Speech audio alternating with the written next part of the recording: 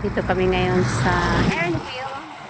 Dito sa Barangay de Ocampo, Tres Martires. So, morning time namin today.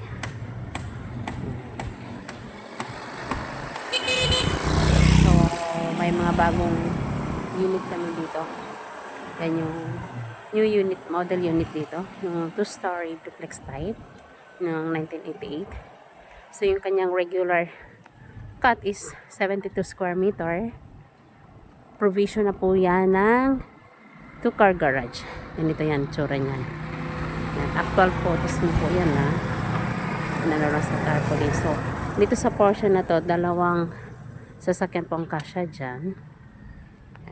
Murang-mura to guys kasi nasa 2.2 lang yung kanyang